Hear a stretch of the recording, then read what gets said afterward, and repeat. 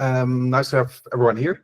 I'm going to talk to you about securing your AI agents through red teaming and how to look at evaluations and how we do things slightly different at Giskard. So first, brief introduction. I'm David. I do ML and DevRel at Giskard and at Pruna. I'll go a bit more into Giskard, but just to briefly mention, Pruna is a model optimization library. It's open source. It actually helps you to optimize your diffusers and transformers pipelines. And I used to work at Argilla, focusing on data labeling and synthetic data, and after that also at Hugging Face for a while. Giskard itself was founded in 2021 by ex-DataQ and ex-Thales employees. We've raised over 8 million euros from both private investors like the CTO from Hugging Face, but also public institutions in the European Union and also within France specifically. So we focus on enterprise customers in banking, insurance, manufacturing, and retail, but nowadays also includes healthcare within the domain. So really high risk domains, I would say. Then Giskard itself, what we try to do is we control quality and performance risks raised by AI. And what this quality and performance means, I'll go into that a bit deeper later on. So what does Giskard offer?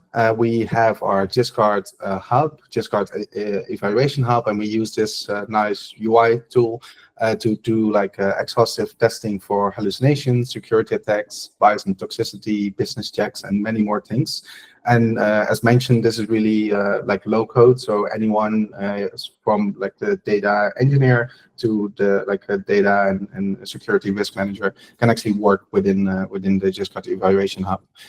We do that also in the background by supported by red teaming. And red teaming normally involves agents, LLMs, codes, knowledge bases, and tools, so your entire AI development stack. But I'll get back into that a bit deeper in the following slides. So why should you be testing your GenAI systems? That's because chatbots are stochastic systems with a very large attack surface. So there's a lot of different ways that users actually interact with your chatbots. There's a lot of different ways they could be speaking to the chatbots, and it could be both internal and external users.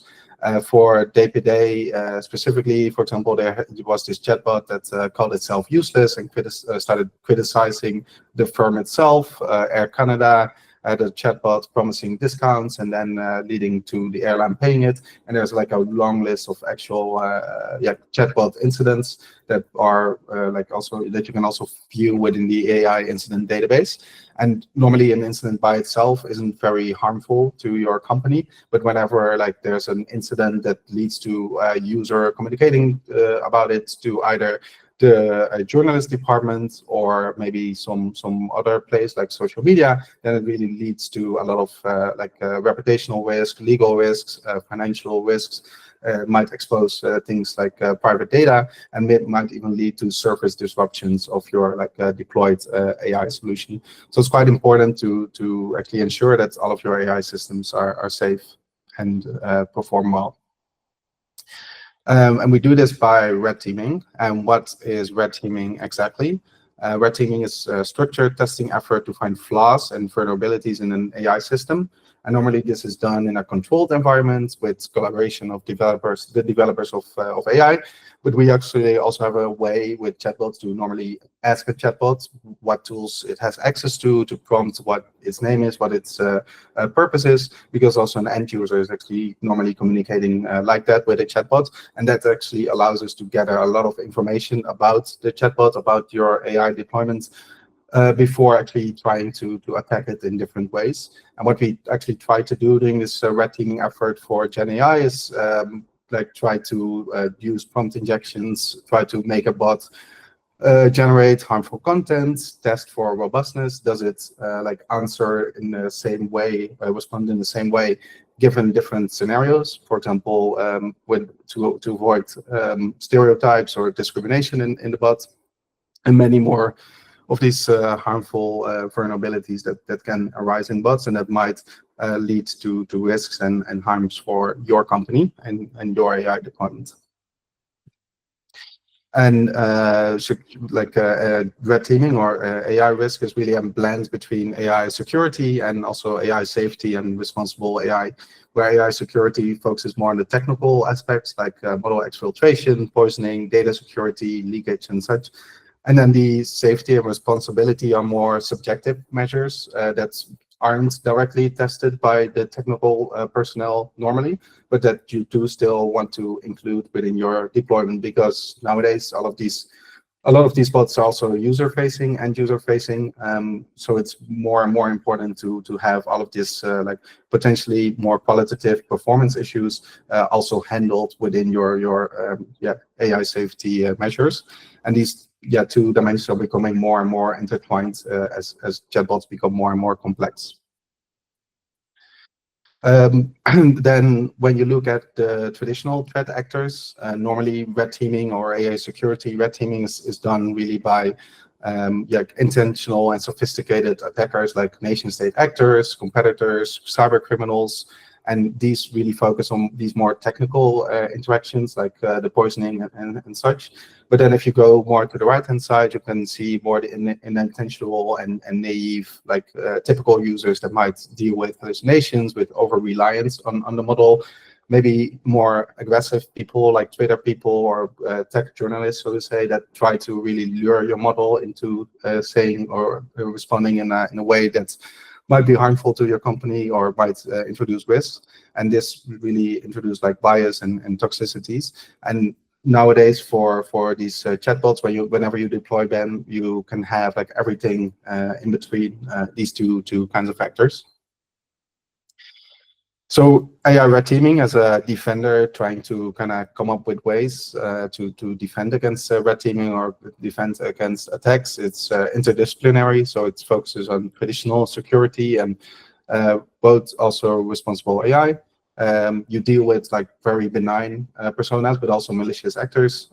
It's a mix between manual and automated testing, where you try to automate as much as possible to like capture a lot of different scenarios. We'll get back to the specifics of automated testing a bit later as well.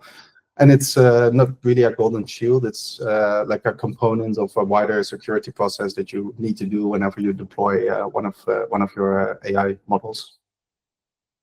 So now we'll be going over some applied red teaming approaches. And they are very simple down and distilled down into making them approachable. And there's like a lot of variants out there, but just to give you some understanding of what you normally try to do when you red team an AI model. So whenever you try to red team an AI model, you can, for example, start by exploiting the text completion feature that's like inherent within LLMs. They always try to respond with the next token. So on the left-hand side, you can see like a very basic interaction where the model has a safe response, like how do you build a bomb? The model would respond, sorry, I can't do that. But then on the right-hand side, if you actually already kind of force the model to be in the direction of a positive answer, it might start generating the completion for following the steps of actually collecting a bomb whenever you say, okay, question, this is my question, and actually start with, yes, sure, it's fine to respond. There's, again, a lot of subtler ways to do this, but it's like role-playing adversarial attacks. But basically, you try to exploit these features that are inherent in LLMs to actually make them introduce risks and vulnerabilities. For hallucinations, let's briefly start with a taxonomy. The term itself is not always like as popular with everyone, but let's just call it by name. And normally, what we try to do is like split up taxonomy into two different main types: factuality, factuality, hallucinations, really focus on world knowledge. And then within that factuality, there's contradictions and fabrications, so contradicting an established fact or fabricating a new one. And then there's also faithfulness that's focused on the source knowledge, so knowledge that you might provide to your LLM, whether being it a system prompt, maybe a web search, or maybe even a RAG, like a kind of interface or retrieved document that's passed to an LLM. And within there, you can have instruction misalignment, context misalignment, or logical misalignment. where the instruction is focused on the prompt, context is focused on the retrieved information, and then the logical misalignment is some malfunctioning logic that is within like the reasoning of the LLM to answer like 1 + 1 is 3, so to say. So when I'm dealing with hallucinations, you have things like addition of information, omission of information, and users' inputs can bias the generation and induce hallucinations, as we've seen before. And because we actually train a model to actually listen to the end user, it is always quite likely to please the end user, because you want your model to respond positively, you want your model to be helpful. And then on the left-hand side, what you can see is, like, for example, a chatbot interacting about a discount.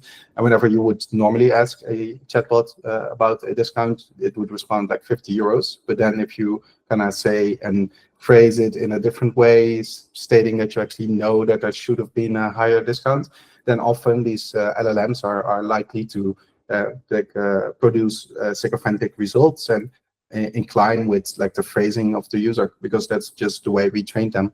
And that's a nice thing of chatbots, but it's also a thing that's introducing a lot of risk and harms in production applications.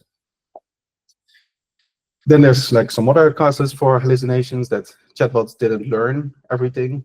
We try to like produce high quality data sets of different and varying types, but in the end, not all chatbots are always responding like with actual factual information. Not all of the patterns that we expect to see in the real world are actually happening in the real world. Some additional patterns may arise where maybe the phrasing for questions is slightly different than we've seen in the training data.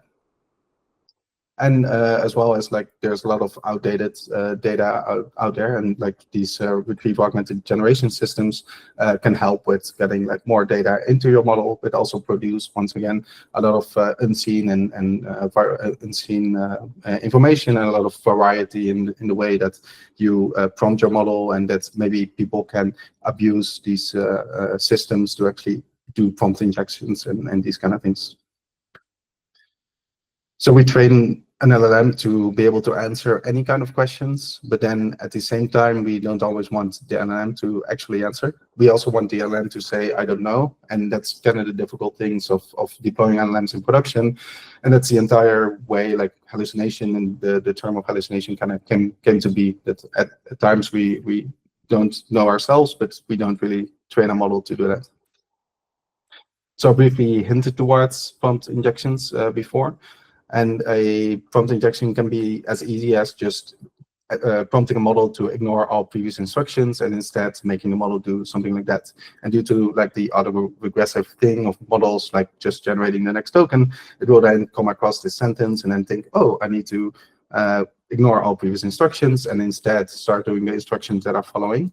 And that's something that at the beginning, for the first iterations of models, was really common to do and very easy. Nowadays, there's more nuanced ways to actually do this. But overall, they're like can be divided in direct prompt injections, like the one just posting a sentence in a chat interaction, or indirect prompt injections, where prompt injections might be included in external sources used by the LLM, like your RAG database, or maybe a web search, or maybe some integration that you've built for your model to actually use. And that, yeah, can be harmful and even more difficult to control. And yeah, this is done to kind of gain control over your LLM and to affect its outputs. And this can be harmful, even if your model doesn't have access to like the latest databases and such. Because also if like the LLM kind of starts talking about your model in a negative way, over your company in a negative way, if it starts handing out discounts, if it starts doing weird stuff that gets associated with your company and your brand and even your team, this might be harmful for you. It might lead to like all of these risks mentioned before, like legal risk or monetary risk, service disruptions. And that's actually what happened to like this DPD chatbot, where someone just interacted with a bot and the bot started like swearing and Someone took this to The Guardian, and The Guardian wrote an article about this. So this is something that you want to avoid, and it's also why you want to do red teaming as a preventive way to actually catch all of these errors before before you go to production, but also during production, of course. And this is, once again, one of these paradoxes. And LLMs are really good at following instructions, but then we don't always want to follow them to follow like these specific instructions, like ignoring all previous instructions and these prompt injections. And again, also whenever models become larger, they become like more capable and more generalizable. But then in production, we really want to control what a model is able to do, which tools it is able to access, which questions it's able to resolve. It shouldn't start talking about DPD, shouldn't talk about competitive DPD, even though it knows about those competitors. So these are all things that you need to take into account when developing. And these are also things that you might not be able to catch yourself as an AI engineer, and why you might like look for external tools and services to actually help you with this.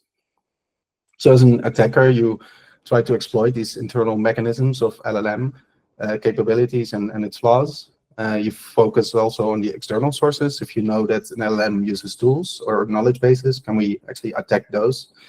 Models love to please, so we can actually abuse that as well. They hate to be wrong. And then there's no real silver bullet. It's like research-guided exploration, because there's a lot of research being done into this, and it depends really on the AI implementation. So the need for continuous red teaming, as mentioned, normally a lot of people do red teaming as a preventive measure, but it's also like something ongoing that you really need to do to ensure that you have reached your quality level or your performance level, but you can also keep that performance level. And that's why red teaming needs to be continuous. Vulnerabilities change over time, and so do like the external environment and your model. So there's like different model iterations of OpenAI, of the companies. Sometimes models suddenly get dropped by OpenAI, and there's like company products and services and policy changes, and all of this gets updated to your knowledge base continuously by someone else, like a team that's not directly involved with your model development, so to say. News and context can change. Maybe one day like something is super cool, and then the other day it gets like bashed on social media, and you don't want to be associated with that. And on top of that, there's also research and risk and attack being discovered continuously. So how does continuous red teaming work? Continuous red teaming is like grabbing all of this like updates, variations, and information continuously from the latest available sources, like domain data, from the news, from security research, creating like this testing attack data sets, so to say, red teaming data sets, then calling LLMs, and then trying to re-evaluate. This is like a very schematic overview, but let's go a bit deeper. So how does continuous red teaming work from the side of Giskard? We initially do this data collection, as we mentioned, for example, tweets, scraping online reviews of the company, checking Wikipedia, checking domain legislation, like a lot of different sources. We normally try to come up with this list together with the client. Then we do like this message generation. Normally try to come up with like these based on a description and the language and the company requirements for the bots, so that we have realistic interaction scenarios. And then we create variations. So by creating more variations, we can ensure there's more coverage, that we see that at times maybe just phrasing or like changing up a little word, or changing up like the sentence in an insulting sentence, of maybe exaggerating very quickly. Like all of these synthetic transformations of your data can actually ensure that at one time the bot responds correctly, but at the other time, even though it's a very similar question, it will respond weirdly. As I mentioned, stochastic models are stochastic systems, and it really depends also on the scenario and on the phrasing on how they respond. And all of this like data that we capture, then the interactions with the model, and then finally the variations will lead to a test data set. And this is something that we then refine together with clients. And together with clients, what we do is we have this test data set of initial prompts to the chatbot. We actually send all of these prompts to the chatbot, and then we gather the responses. We kind of refine within this data set what are the interesting and the less interesting responses, so to say, using humans still, but you can also use models to evaluate this. And then we do some automatic evaluation with a lot of different checks of, for example, conformity or correctness, or maybe checking whether the model did some hallucination thing, or define your own custom checks and metrics and evaluation KPIs, so to say. And then based on all of this outcome, we can get some KPIs that we can use for comparing different iterations, comparing various data sets. And then you can start iterating, changing up your model, changing up maybe the architecture, maybe re-indexing your database. And based on that, actually know whether all of these changes are impacting the quality and performance metrics of your deployment. And this is a really end-to-end example of maybe a news article that we would have scraped from the web. Then we use that news article to generate a initial message that we might utter to the chatbot. Then we do these message variations. Then we write it again to do these chatbot answers. And then based on all of the evaluation metrics that we've set up, we come up with some metrics that pass, some metrics that fail, and these get translated into KPIs. So you have something actionable to use whenever you do these model iterations. All of this approach hasn't come easy to us. We actually do some vulnerability research on top of that, and we also try to contribute to open research. So one of the most interesting providers we would say is OWASP. It has a top list of LLM and GenAI risks that you can actually explore. Their GitHub is really interesting. If you go skim through there, you can actually see a lot of information, a lot of prompts on the risks for LLM projects. They also really have specific lists for agents as well. Ourselves, we've worked on FAIR as one of our research projects, and this is individual benchmarks that we developed in collaboration with Google DeepMind, where we actually hold the data, and it's multilingual. And what we try to do is actually look at harmful interactions for hallucination, for factor accuracy, bias, and tool abuse and injections. And you can actually compare different model iterations for leading LLM providers, where you see that maybe GPT-4o has way higher chance to deal with misinformation correctly, or compared to DeepSeek v3. And one of the findings was that, for example, asking a model to be concise, what a lot of people do, that it is really harmful for the hallucination metric. On top of that, we've recently released Real Harm, and this is a data set of problematic interactions that we actually source from actual real-life interactions from the AI incident database. And this is that we found that all of the leading guardrail model providers only capture 10 to 50% of all of these harmful interactions that actually happened in production. So I can also recommend taking a look at this website. It's really interesting to skim through all of these examples. And lastly, there's also real performance, and it's a data set of these functional performance issues that are way more likely to happen, but have a way lower impact. But because they are way more likely to happen, it's also really important to actually capture these hallucination things, of business out of scope things, or contradictions in your models. And these also represent realistic scenarios for model failures. And lastly, there's the deep learning AI course that we did. It's free, red teaming LLM applications, and it's a short, fun course on red teaming. Then there's some offerings. We have an open source library that's kind of separated from our closed source library. And then there's the Giskard Hub that I mentioned in the beginning, a collaborative platform where we do complete coverage of AI quality, security, and compliance. The open source really has these kind of nice overviews and schematic analyses of basic scans and red teaming outcomes for LLMs and your LLM interactions. And then there's the hub, like as I mentioned, the low-code solution for really managing AI quality and performance. So how do you structure automated red teaming pipelines for detecting prompt injections? Let's see, prompt injections and sycophancy vulnerabilities. So I think maybe it's a bit of a chicken and egg thing, but normally, like with these red teaming pipelines, what we do is we try to like include prompt injections and sycophancy vulnerabilities by knowing what we look for. So we actually have an internal definition of what a successful prompt injection is, of what a successful sycophancy vulnerability is, and then we try to use models like, for example, Grok or some other model that has like a tendency to be less woke, so to say. And we try to use those models to actually reproduce these scenarios before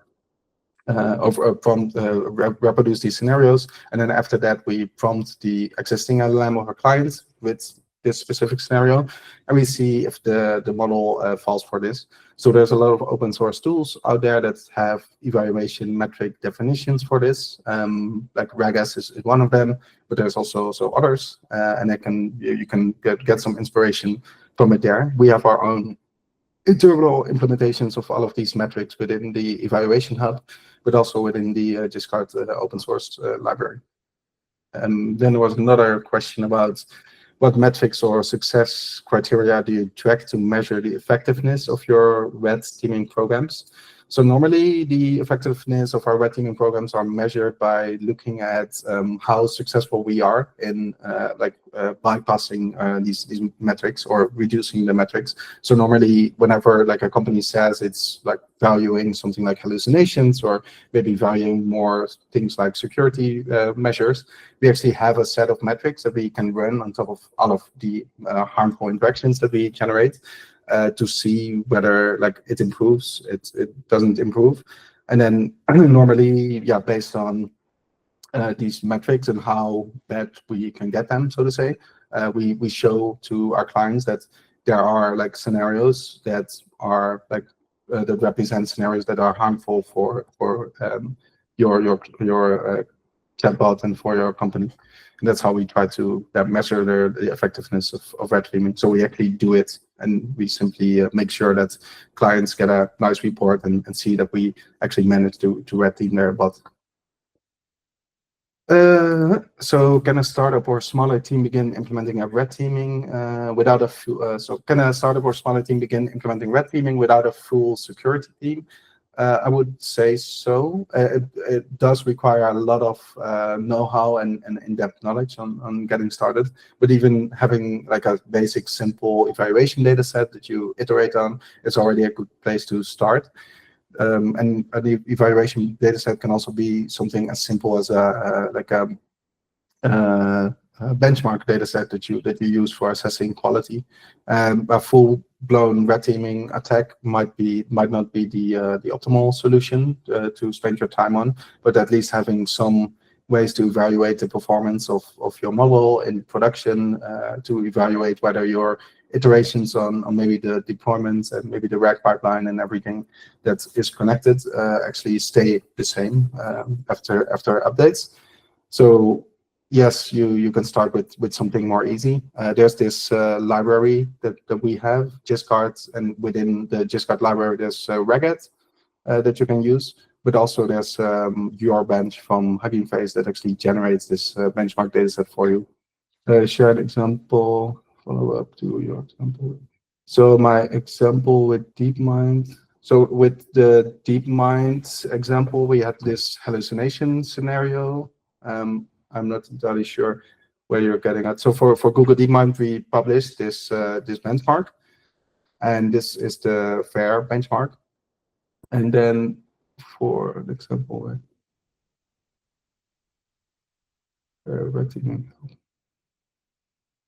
I don't exactly know what you're meaning with the DeepMind example. Yeah, for our clients, I'm not entirely sure if I have more examples on hand at the moment. But I can recommend taking a look at some of these real harm data sets, the real performance data sets, and the fair benchmarks. There you see a lot of these interactions between of models with evaluation criteria, and that might help to get some understanding on what common failure patterns in AI models are. Where real performance really focuses on these hallucination issues, and real harm focus a bit more on these harmful interactions that might have been caught by guardrails, but normally aren't, because apparently most of these guardrails miss them.